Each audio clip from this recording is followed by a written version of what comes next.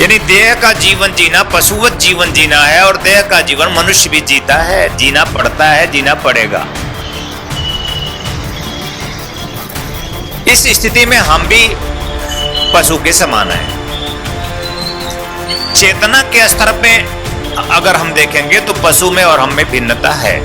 क्या भिन्नता है आप में और पशु में? कि पशु सोच नहीं सकता और आप सोच सकते हैं। पशु विचार नहीं कर सकता शुभता का, श्रेष्ठता का, सर्वोच्चता का, परमोच्चता का, उस परम चेतना का चिंतन पशु नहीं करता, मनुष्य कर सकता है। इतना अंतर है। जब देह है तो काम होगा, जब देह है तो काम वासना का जीवन होगा। पशु में भी काम वासना है, हम में भी काम वासना है। जो भी देहधारी है सब में काम है और काम से मुक्ति संभव नहीं, क्योंकि देह है। तब तक जब तक हम देह में रहेंगे, हमारा देह हमें मिला है, तब तक हम काम वासना में जीवन जिएंगे। जीवन जीने के लिए हमें बाध्य होना पड़ेगा और हम जीवन जीने के लिए काममय जीवन, कामयुक्त जीवन जीने के लिए हर एक जीव बाध्य है, क्योंकि देह की प्रवृत्ति काम है। देह का जीवन धोखे का जीवन, देह का चिंतन धोखे का चिंतन, देह का मंथन धोखे का मंथन है। सिर्फ देह का। मनुष्य जीवन की उपादेयता, सिद्धि और सफलता, श्रेष्ठता, सर्वोच्चता इस बात में है कि वो देह से पार और परे का चिंतन मंथन करे। जो करता है वो शिष्य है। मैं अगर यह चिंतन करता हूं प्राण की, आत्मा की, परमात्मा की, तो मैं शिष्य हूं और मैं पहुंच जाता हूं तो मैं गुरु हूं। एक ही जीव शिष्य होता है और एक ही जीव पहुंचकर गुरुता प्राप्त करके गुरुत्व धारण कर गुरु बन जाता है। यह जीव की स्थिति है कि वह दुखी रहे या वह सुखी रहे, वह दुखी जीवन जीते हुए समाप्त हो या वह परम सुख का जीवन जीते हुए समाप्त हो। यानी देह का जीवन जीना पशुवत जीवन जीना है और देह का जीवन मनुष्य भी जीता है, जीना पड़ता है, जीना पड़ेगा। इस स्थिति में हम भी पशु के समान है। चेतना के स्तर पे अगर हम देखेंगे तो पशु में और हम में भिन्नता है। क्या भिन्नता है आप में और पशु में? कि पशु सोच नहीं सकता और आप सोच सकते हैं। पशु विचार नहीं कर सकता शुभता का, श्रेष्ठता का, सर्वोच्चता का, परमोच्चता का, उस परम चेतना का चिंतन पशु नहीं करता, मनुष्य कर सकता है। इतना अंतर है। पशु में मैंने कहा ऐसा प्राण नहीं है, ऐसी चेतना नहीं है, इतना प्राण नहीं है कि वह ऐसा सोच सके कि हमारा जीवन हमें क्यों प्राप्त हुआ है। और मनुष्य सोच सकता है, विचार कर सकता है, चिंतन कर सकता है कि उसका जीवन उसे क्यों प्राप्त हुआ है। हमारे सद्धर्म, हमारे सदशास्त्र, हमारे सदगुरु, सदवेत्ता इसी बात पर बल देते हैं कि यह हमारा चिंतन बन जाए। हमारा उनका मिलन भी इसी बात में सिद्ध होता है कि यह चिंतन बना या नहीं बना।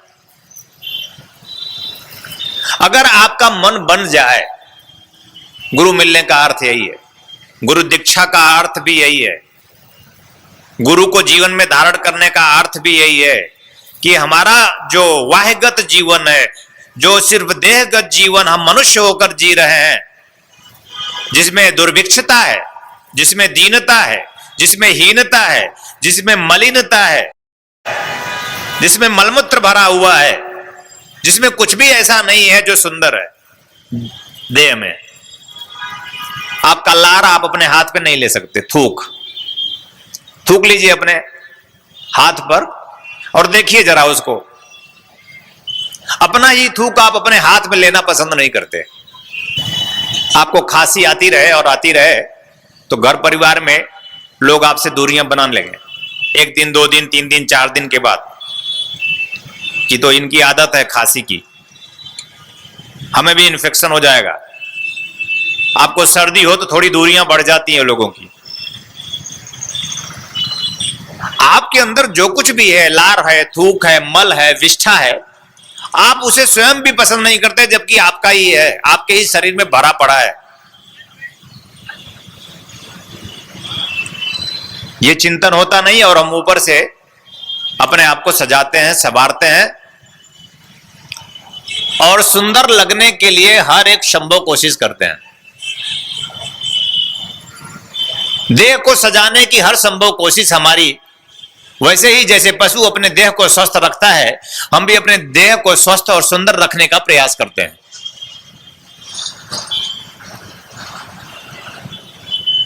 और देह से लगा हुआ जो कुछ भी हमें प्राप्त करना है, सिर्फ उसे ही प्रयास करते हैं प्राप्त करने के लिए।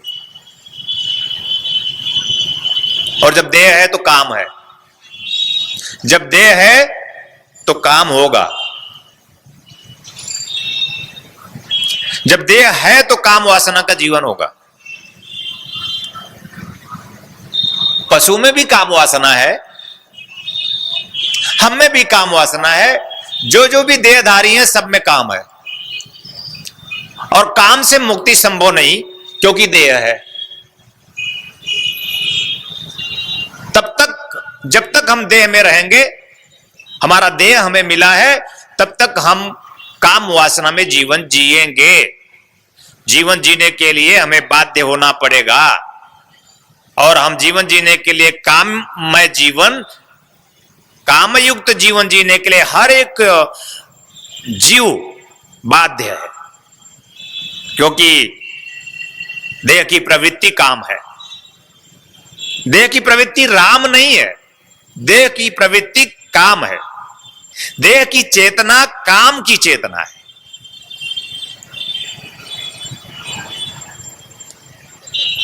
और देह से जुड़े हुए वस्त्र, देह से जुड़े हुए धन, देह से जुड़ी हुई स्त्री, देह से जुड़ा हुआ पुरुष, देह से जुड़ा हुआ पुत्र, देह से जुड़ी हुई पुत्री, और यह समस्त परिवार जगत का।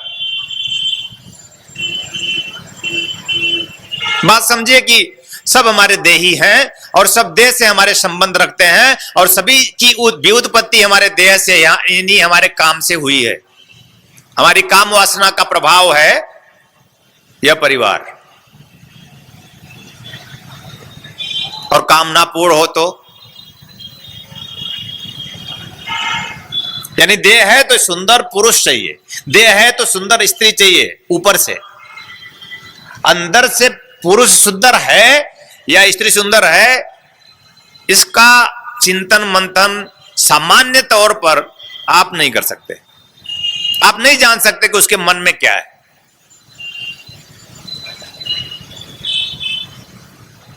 तो आप धोखे में हैं। देह का जीवन धोखे का जीवन है। देह का चिंतन धोखे का चिंतन है। देह का मंथन धोखे का मंथन है। सिर्फ देह का। मनुष्य जीवन की उपादेयता, सिद्धि और सफलता, श्रेष्ठता, सर्वोच्चता इस बात में है कि वो देह से पार और परे का चिंतन मंथन करे। जो करता है वो शिष्य है। मैं अगर यह चिंतन करता हूं प्राण की, आत्मा की, परमात्मा की, तो मैं शिष्य हूं, और मैं पहुंच जाता हूं तो मैं गुरु हूं। एक ही जीव शिष्य होता है और एक ही जीव पहुंचकर गुरुता प्राप्त करके गुरुत्व धारण कर गुरु बन जाता है। यह जीव की स्थिति है कि वह दुखी रहे या वह सुखी रहे, वह दुखी जीवन जीते हुए समाप्त हो या वह परम सुख का जीवन जीते हुए समाप्त हो, समाप्त यह देह होगा।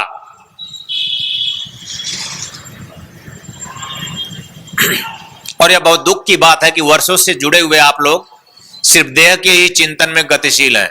यह दुर्भाग्य है। दुर्भाग्य क्या है? यही दुर्भाग्य है कि हमारा चिंतन हम में यह नहीं बना कि हमें देहगत जीवन से पार होना है, और जब तक पार नहीं होंगे, काम से मुक्त नहीं होंगे, और काम से मुक्त नहीं होंगे तो क्रोध तो आएगा।